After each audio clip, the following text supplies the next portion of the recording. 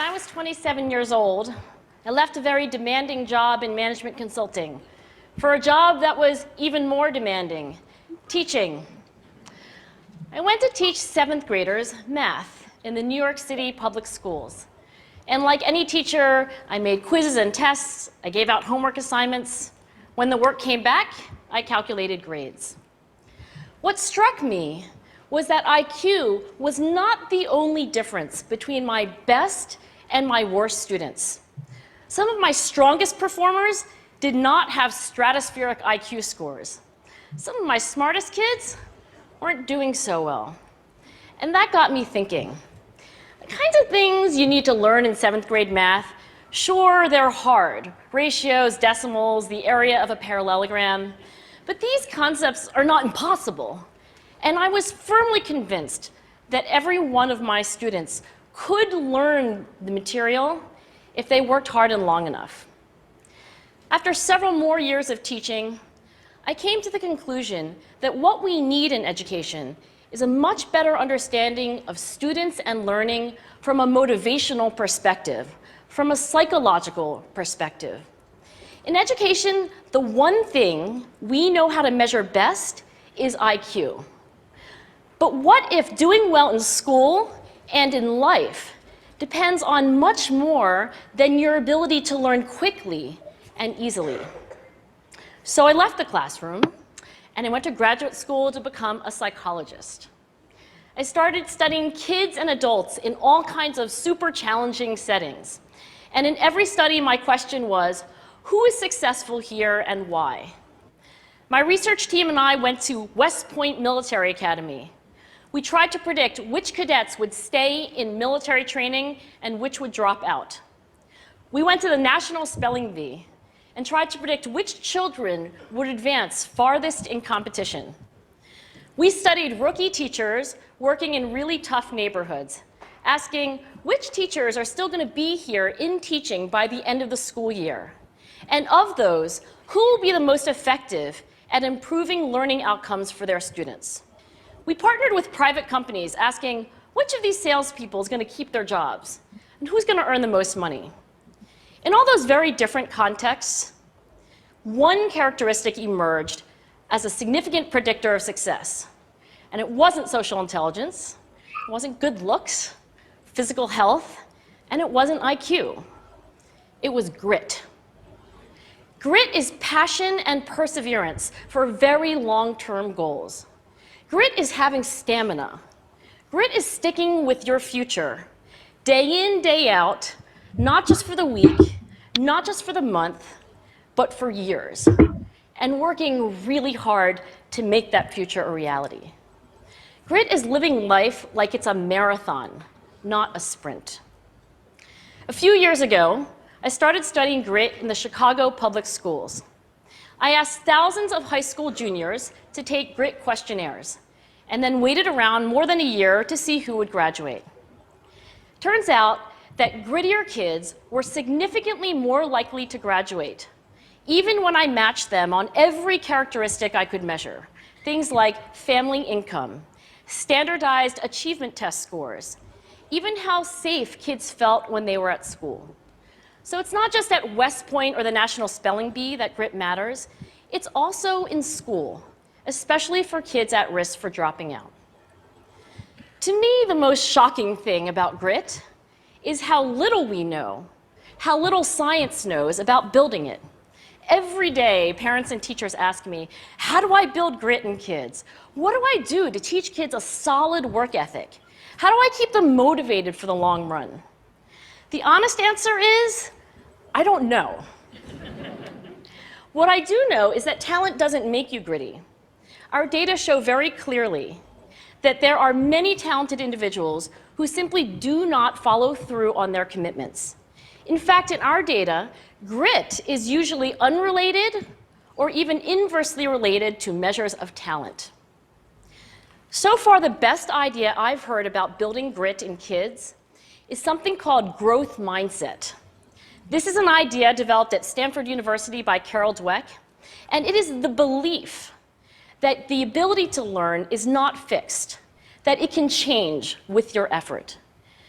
Dr. Dweck has shown that when kids read and learn about the brain and how it changes and grows in response to challenge, they're much more likely to persevere when they fail because they don't believe that failure is a permanent condition.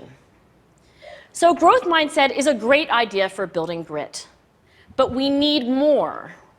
And that's where I'm going to end my remarks, because that's where we are. That's the work that stands before us. We need to take our best ideas, our strongest intuitions, and we need to test them. We need to measure whether we've been successful, and we have to be willing to fail, to be wrong, to start over again with lessons learned. In other words, we need to be gritty about getting our kids grittier. Thank you.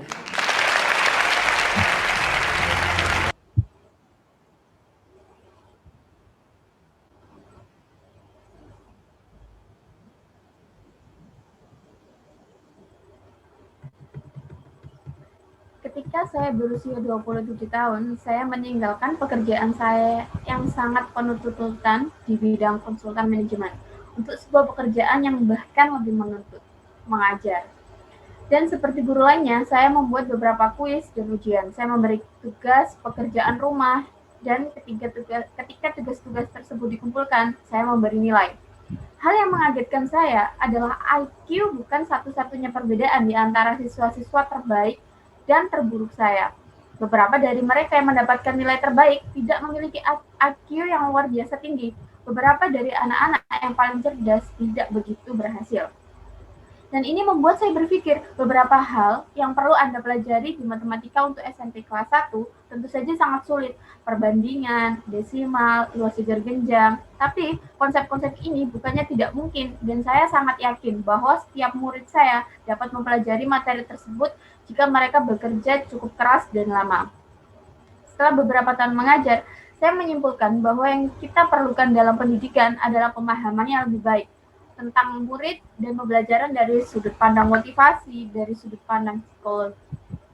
Dalam pendidikan, salah satu alat ukur terbaik yang kita ketahui adalah IQ. Tetapi bagaimana bila keberhasilan di sekolah dan kehidupan tergantung lebih banyak lagi pada hal-hal selain kemampuan Anda untuk belajar dengan cepat dan mudah. Jadi saya meninggalkan kelas dan saya pergi ke sekolah pasca sarjana untuk menjadi seorang psikolog. Saya mulai mempelajari anak-anak dan orang dewasa dari semua jenis latar belakang yang sangat menantang. Dan dalam setiap studi, pertanyaan saya salah satunya, siapa yang berhasil di sini dan mengapa? Saya dan tim penelitian saya pergi ke Akademi Militer West Point. Kami mencoba untuk memprediksi kadet mana yang akan tetap tinggal di pelatihan militer dan siapa yang akan keluar. Kami pergi ke lomba mengujian nasional spelling bee dan mencoba memprediksi anak-anak mana yang akan maju terjauh dalam kompetisi.